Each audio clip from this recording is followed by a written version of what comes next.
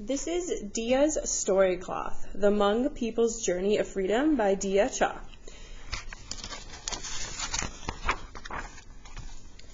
This story cloth shows the journey of my people. We are called Hmong, which means free people. Our journey begins long ago in China and continues to Laos and then the refugee camps in Thailand. For over 125,000 Hmong people, the journey ends in the United States. My Aunt Chu and my Uncle Hai Tao Cha sent this story cloth to me and my mother from the Chang Kam refugee camp in Thailand. I will never forget the day the story cloth arrived in the mail 5 years ago. When I looked at the pictures in the cloth, I remembered how my own family came to the United States in 1979 when I was 15 years old. Everything in a Hmong story cloth is hand embroidered. Only the women used to do needlework, but since so many of our people had been detained in refugee camps, men like my Uncle Hai help make story cloths to pass the time and earn money. It takes many months to complete a story cloth. No patterns are used, no measurements are made. The needlework is done by eye and comes out perfectly every time. Here in the United States, stories are told in a different form, through illustrations in a book. But Hmong people living here today continue the tradition of needlework. The stitches in a Hmong story cloth make pictures of life. This story cloth will tell you about our life.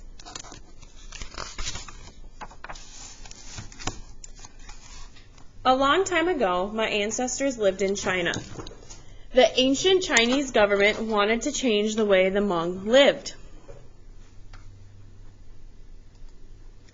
But my people would not give up their culture and fled on foot across the river and through jungles to Southeast Asia. Some went to Burma, some went to Thailand. Like many Hmong, my ancestors migrated to Laos. When they arrived in Laos, the Hmong settled in the tropical highlands, where no one had lived before. They had to clear forests to build their villages and plant their crops. They grew corn and rice. The daily life in the Hmong villages included working in the fields from morning to night. Both men and women tended the crops.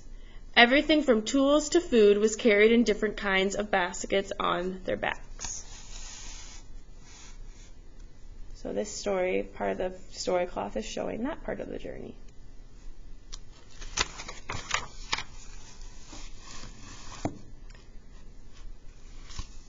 In Laos, the Hmong were able to farm as they wished and lived in peace for many years.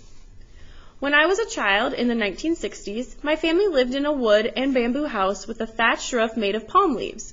Every morning I helped my mother and sisters pound rice.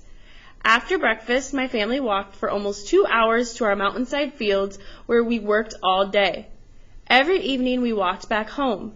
At harvest time, we each carried a backpack basket filled with rice or corn.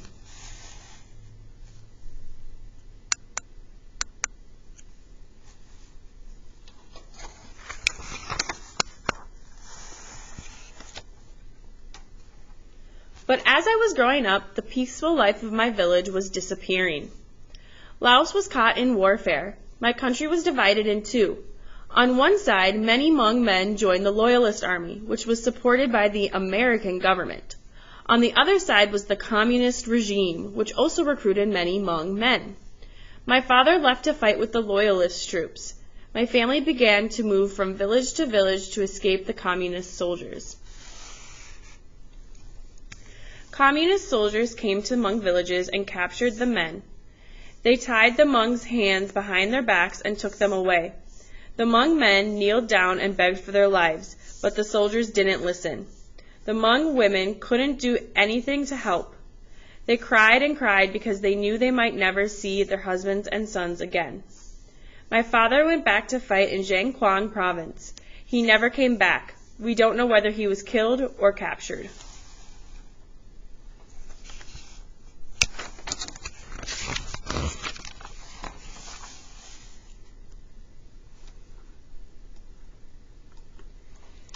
Airplanes dropped bombs on Hmong villages. Many houses were destroyed by flames. Women and children fled into the jungle and lived in huts made from banana leaves. I remember having to get up in the middle of the night, feeling so afraid because we had to flee our hiding place. Sometimes we hid in the forest or in caves until the communist soldiers left. The communist soldiers shot at the Hmong men. The guerrilla soldiers came from their camps in the jungle and shot at the communists. Many people died.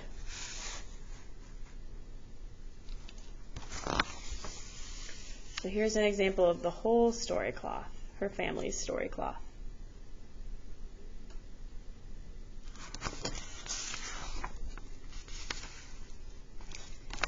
In 1975, the Americans pulled out of Laos and the communist regime took over.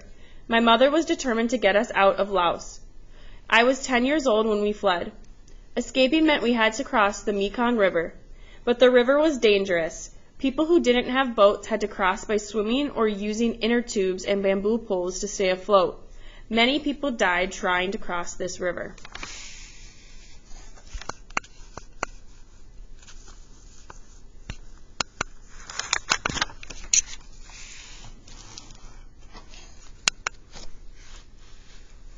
Like other escaping Hmong, we lived in a refugee camp when we arrived in Thailand. We lived in barracks. Some families planted small gardens. All the Hmong were very homesick.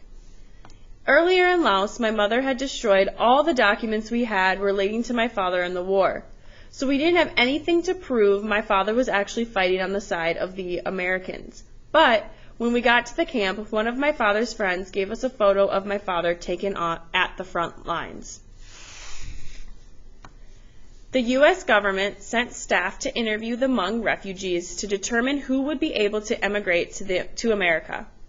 When the American lady came to interview us, the photo of my father was our proof that we were qualified as political refugees.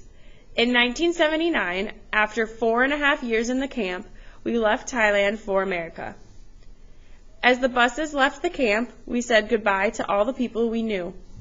In some families, there were members who had to stay behind in Thailand, while their relatives were allowed to go to America. Many people cried.